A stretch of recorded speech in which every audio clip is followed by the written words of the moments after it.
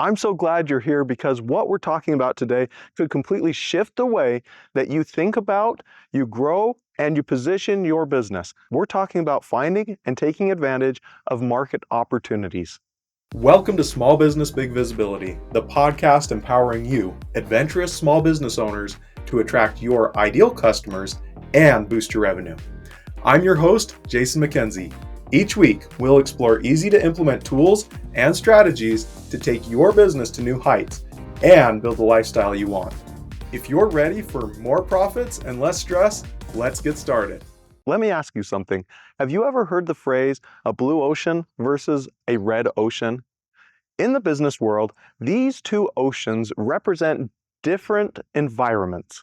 A blue ocean is one where the competition is scarce. You're the only one in the water. Opportunity as far as you can see. Oftentimes, you're the go-to solution, the clear choice for potential customers. In this situation, it's peaceful, almost always quiet in the business world. On the other hand, a red ocean is noisy, crowded, and the water is bloodied from all the competition fighting over the customers. You're surrounded by competitors, and oftentimes you're forced to compete on one thing, price. Does that sound familiar for your business? Which ocean are you in? Are you in the blue ocean or the red ocean? Most businesses, if we're honest with ourselves, are in a red ocean. There's very few that actually reside in the blue ocean. And if you're in a blue ocean, it can be difficult for it to stay blue for very long. Today, I'm going to share with you some strategies and techniques you can implement in your current company that help transition from being in a red ocean back to a blue ocean again. So when you're operating in a blue ocean, you're not just another option, you are the solution. And when you're in this situation, price isn't the dominant conversation piece that people are having with you. Now, if you're wondering, what can I possibly do to stop competing on price, to transition out of the red ocean and back into a blue ocean, stay tuned because I've got 5 tips that are going to help you make that transition back to where you're operating in a blue ocean. Tip number 1, get clear on your ideal customer. This might sound familiar if you listen to episodes 6, 7, 8, 9, and 10. In those episodes, we covered a lot of territory talking about how you can figure out who your ideal customer is, what they're thinking, what they care about. So if you haven't listened to those episodes, I would recommend going back and giving those a quick listen at some point. When you get familiar with who your ideal customer is, you're going to understand what's in their brain. You're going to understand the pain they're feeling. You're going to understand things that matter to them, which leads us to step number 2. Once you've identified in step 1 who your ideal customer is, step 2 is to understand what they care about. Your ideal customer wants the solution that you and maybe your competition offers, but there's more to it than that. Does your ideal customer want hands-on communication?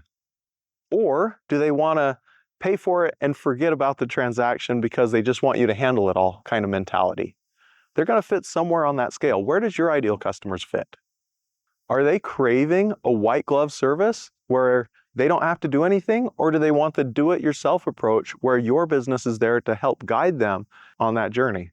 Are they trying to save their own time, or are they trying to save their own money? Understanding these priorities helps shift from just delivering the product or service they're looking for to actually delivering the solutions that they want at a deeper level. Step number 3 is understanding market perceptions. And this is where it really gets fun. Take a step back and look at your industry as a whole. What do people assume about businesses like yours? Where are your competition falling short? Or where does everyone perceive that your competition is falling short? Maybe your industry has a reputation for always having people on hold for half an hour or an hour. Or if they call customer support, they know it's going to take 2 hours to get through that call. Is that the market standard? Is that the market perception that everyone feels? Or maybe your market perception for your industry is that businesses never call back, or maybe they always miss their deadlines, or maybe it's super hard to ever get a straight answer. Maybe another market perception is the people in your industry don't have high morals. Maybe the market perception is that they're going to lock you in a long-term contract. Whatever it is, write down and identify some of those market perceptions. Number 4, find the sweet spot. So look at the overlap between what your customers care about and the way that the market is not serving them. So for example, if your customers want personalized service, but all the other companies have a phone tree and it takes an hour to make a customer support call, that's a sweet spot for your business. You have now identified what you can do different. Now, the last step when figuring out the sweet spot is make sure that those market gaps that your customers care about are also something that your business does exceptionally well. For example, if your average call time for customer support is 5 minutes, but the industry average is an hour, that's something you do very well, your customers care about, and the industry is terrible at. So that is one of the real sweet spots. But if the industry average is an hour and you're an hour and a half, that's not something you should be really promoting until you fix that problem. All right, so step number 5 is define and communicate your core differences.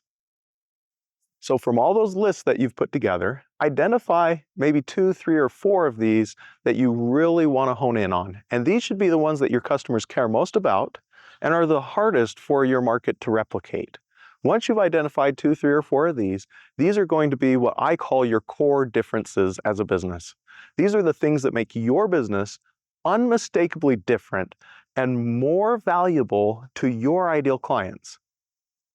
These core differences, they change the conversation from who's cheapest to who understands me as a customer.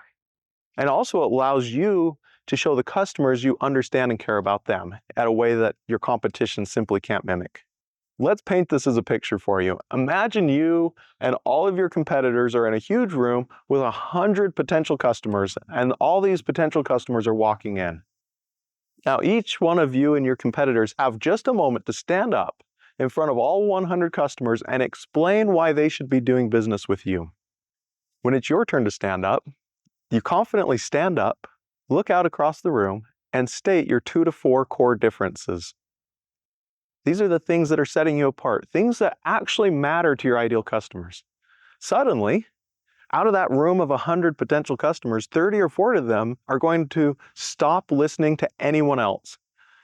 They're going to be nodding, agreeing with you, leaning in. Why? Because your message resonates with who they are. You're solving the problems in a way that no one else is solving them for that customer. And just like that red ocean that you were swimming in just a few minutes before has now turned blue. You don't need to dominate the entire industry in order to win in your business. You just need to find your space within it, a space where you're not compared solely on price, but on alignment, value, and the difference you make for your ideal customers. Are you ready to carve a blue ocean in the midst of the big red ocean you're swimming in? You've got the strategy. Now it's time to act. And hey, if this episode resonated for you, I would love it if you would take just a few minutes and share it with somebody that you know. Maybe somebody who's also swimming in that red ocean and they're ready for their business to shift. Until next time, keep working on your business, communicate your core differences, and watch your business thrive.